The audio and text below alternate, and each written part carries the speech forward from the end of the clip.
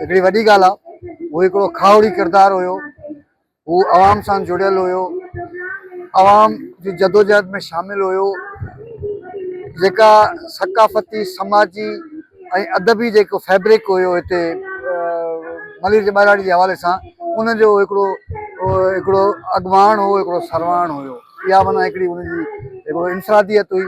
ॿियनि जे मुक़ाबले में हू गैर मुतनाज़ हुयो। हुनजो कमु जेको अहिड़ो हुयो जंहिंमें शाइरी ऐं अहिड़े क़िस्म जूं जंहिंमें हुन हुन हुन हिकिड़ो पंहिंजो बहरहाल हिकिड़ो किरदारु अदा कयो आहे।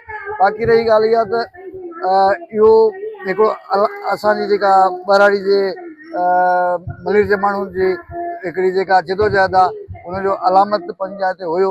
पर अञा जेको आहे सो असांखे इहो सम्झणु घुरिजे त मलिर जेको आहे उहो मुख़्तलिफ़ सबबनि जे करे, मुख़्तलिफ़ वजूहात जे करे मलिर में अञा काफ़ी असांखे जेको आहे सो शयुनि खे ॾिसण जी ज़रूरत आहे। तरक़ी जी ज़रूरत आहे, तालीम जी ज़रूरत आहे, सिहत जी ज़रूरत आहे, अहिड़े क़िस्म सां इंफ्रास्ट्रक्चर जी ज़रूरत आहे। हालांकि हिन वक़्तु अॼु खां 20 साल पहिरियों जेकॾहिं ॾिठो वञे त उन खां अॼु मलिर बहितर कंडीशन में आहे। पर बहितर कंडीशन जो मतिलबु इहो न आहे त काफ़ी आहे, काफ़ी न आहे।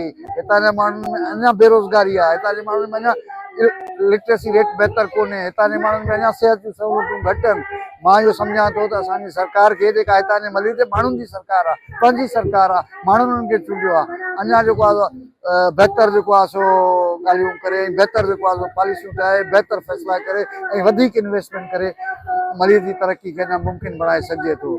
ऐं सभ खां वधीक जेका ज़रूरत आहे उहा इहा आहे त जेका आहे सभु मलिर जे माण्हुनि जा जेके रियल ऐं जीनियन इशू आहिनि उनखे एड्रेस थियणु खपे ऐं हक़ीक़ी इशूज़ खे। कुझु अहिड़ा इशूज़ बि आहिनि जेके बज़ाहिर हक़ीक़ी नज़र अचनि था, पर हूंदा मसनूई आहिनि, आर्टिफिशियल हूंदा आहिनि।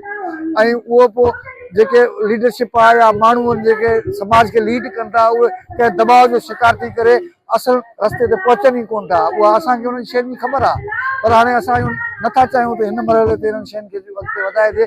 मजमूई तौर ते सभिनी जे भलाई जे लाइ जेको आहे शयूं थियणु खपनि।